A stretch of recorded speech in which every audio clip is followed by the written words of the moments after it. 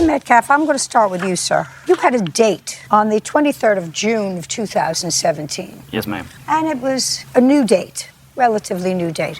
What was the date's name? Emily. Was this the first date that you had had with her? Yes, ma'am. That's the first time I'd seen her in quite a long time. And according to you, she was acting bizarrely that night. Yes, ma'am. Approaching other men, approaching other women, complimenting other women, making you feel uncomfortable. Yes, ma'am. That's what I get out of this. And at some point, the two of you separated. Yes, ma'am. And the next time you saw her, she was engaged in some sort of social discourse with the plaintiff. Yes, ma'am. Tell me exactly what you saw. May I start from the beginning? Not the very beginning. Okay.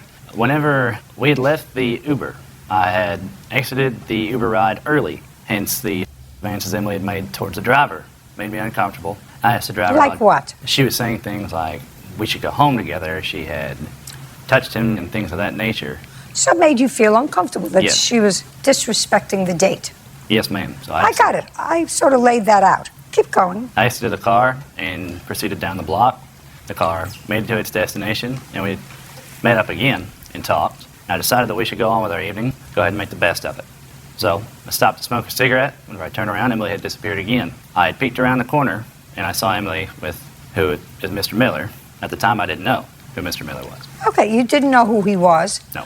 And at what time in the evening was this? Approximately 12, midnight. And where had you been before? We had been on the other side of town and had drinks at a bar together. So you had been drinking? Yes, ma'am. And had your date been drinking? Yes, ma'am. So the two of you had been drinking. You peeked around the corner and you saw your date. You're not one of those people, are you? What's your name? Emily. You're the date? Yes. Okay, good. Stand up. Yes. Sorry. I just want to get a comparison of size. Okay, now you can sit down. So you saw your young date talking to this shorter, slimmer, much older man. What exactly were they doing? Her body pressed against his. She had her body pressed against his. Yes, they were. It was very apparent that they were touching. From behind, as I approached, I had no idea, I said, who Mr. Miller was or his age. I knew his stature, of course. Now, as Well, I you had an approached- idea of his stature, sir. Even I can tell that. Even Bird without his glasses before he cleans them can tell that you're much bigger and much heavier than the plaintiff. Yes, ma'am. Yes. I just want to know, sir, he's pressed against her. Is his back towards you? Yes, ma'am. And the front of Emily is facing you. No, ma'am. So how did you tell it was Emily? Well, I knew exactly what she was wearing. So they were both facing away from you. Yes, as I approached. And his back was towards you. As I approached. Well, if his back was towards you and they were pressing against each other, was he pressing against her back or her front? They were side to side, and they were holding each other. I want you to explain that to me. They were holding each other how? At the hip. So he had his hands on her hips and she had his hands on his hips. Yes. Okay, now you approached from behind him. Mm-hmm. And? As I approached, I knew Emily's state of mind. Look here. Yes, ma'am. Don't tell me what you knew about anybody's state of mind. You cannot testify to that. Yes, ma'am. You can tell me that she had had a few drinks because you witnessed it. Mm-hmm. But you can't tell me what was in her mind. The both of you had had a few drinks that night. Now, you approached the plaintiff from behind. His hips are being touched by Emily. He is touching Emily's hips with both of his hands, according to you. One hand. Oh. Show me exactly how that was. He was holding her with one hand, and what was he doing with the other hand? It was at his side. So his hand was down. You know I'm not believing this. You do understand that. You do understand that at my very old, wise age, I'm not believing what you're telling me right now. I understand. And I'm the fact finder. Let's get to the facts. No, you're not. You're giving me hindsight through the story that you've told through your lawyer for the last 2 years. Keep going. So you approach Emily, who's a foot taller than the plaintiff. You're 2 feet taller than the plaintiff. His hand is on her hip, right? And his other hand is at his side, waiting to punch you. No, ma'am. Keep going. As I approached Mr. Miller, I knew what I was thinking.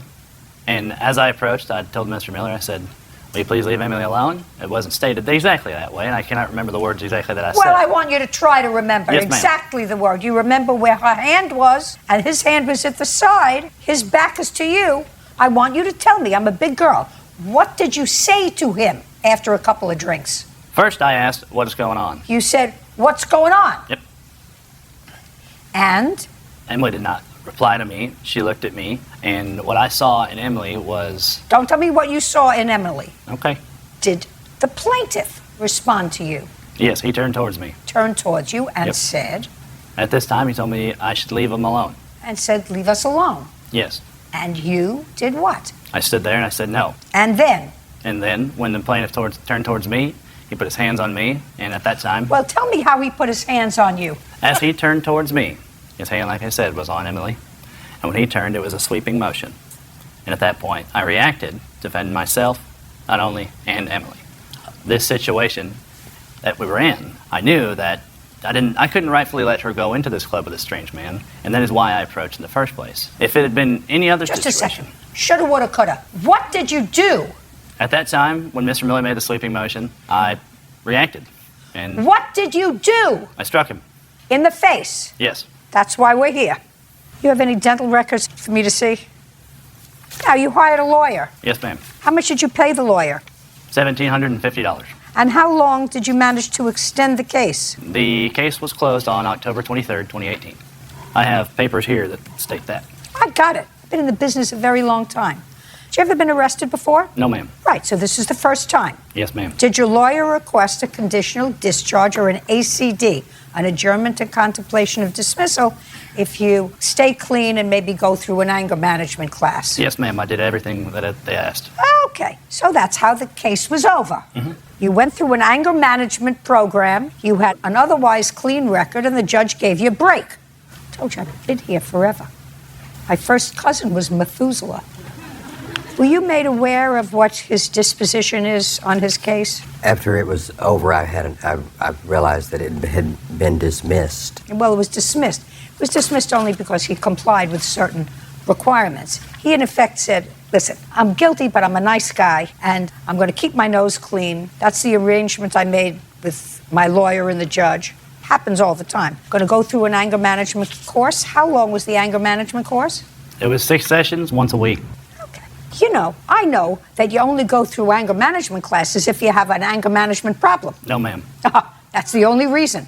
Otherwise, you say, I'm not guilty, I'm going to trial. This was all self-defense. I want to go to trial. Ma'am, my lawyer explained to me that... Don't tell me what your lawyer explained to me. You're a very smart guy. You say, I'm not guilty. I'm not accepting any consequence for this evening. He, in almost a sweeping motion, was going to hit me, so I punched him first. That's, to me, is self-defense, and I want to go to trial. My attorney did not give me that option. He said that the case Just a was unclear. second. Your attorney has nothing to do with giving you the option, sir. Nothing. What your attorney said to you was, this is the best deal you're going to get.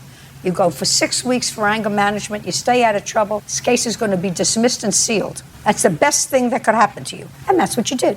You're allowed to do that. You also have to pay for his dental work. No, ma'am. Oh, well, I'm telling you, yes, sir. Step up.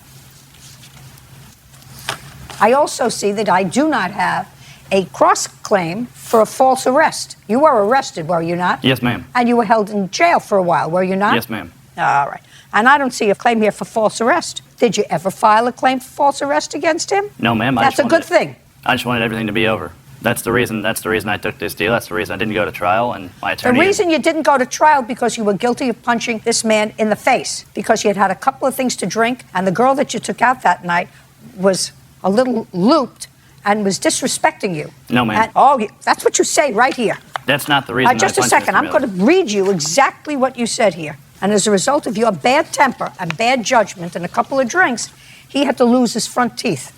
While I was smoking a cigarette, Emily disappeared again. I saw her hanging off a man who turned out to be the plaintiff. Emily had her body pressed to his, and it looked like they were kissing. Emily had been looking for trouble all night, and even though I didn't like the way she was treating me, I couldn't allow her to enter the club with another man. That's what you wrote. And then, of course, we have nothing about this sweeping motion in your answer. What you have here is, I looked at the plaintiff square in the face and told him to leave her alone. Instead, he told me to back off and shoved me. He then raised his fist as if to punch me. So I punched him before he could hit me. 3 other guys were coming towards me, so I ran away because I was terrified of being jumped. Yes, ma'am, that's true. There were other men there. You mean his gang? His gang was coming after you because you were beating up their leader. No, ma'am. It didn't seem that way to me. What? We're beating up his leader. What? I love that. He was beating up his leader. Mr. Miller may well be very capable of leading a gang. You were drunk and you had been dissed by your girlfriend and you used bad judgment. You took 6 weeks worth of anger management classes and kept your nose clean and your case got dismissed. That doesn't make you not guilty. Emily, Yes, ma'am. you remember that evening? I do. You had a couple of drinks? I did. What were you bothering with this man for? He was walking down the sidewalk and he looked really upset. So I asked him what was wrong, and we just got to talking, and then we ended up walking in the same direction because What did he say to you? I don't really don't. remember. He looked really upset. Like he looked like he had been crying. Honestly. What were you upset about? I really wasn't. I was just heading home. What had you been doing that evening? I had been down there to see this band. I'm a music journalist, and I was going to observe this band, and I had done that, and then I was going home Where are you a music journalist? in Denton, Texas. Do you write for a particular paper? For about 8 years, I've done television shows where I interview local musicians and let them play about 4 songs. You want to tell me what happened with Mr. Metcalf? Well, I was about to leave, and we crossed paths, and she said, come back into the club come into the club, whatever, something like that. She took my hand, and I reversed directions and I started didn't going. touch you. Shh, shh, shh, shh. We held hands down to the corner. There was no pressing or anything like that. That's all there was she took my hand, we walked down to the corner, hesitated a few seconds, and then he popped me from behind. He had come up from behind me on that side, hit me. It sounded like thunder in my ear, and his fist is so big it cut my lip all the way through. Got photographs, please?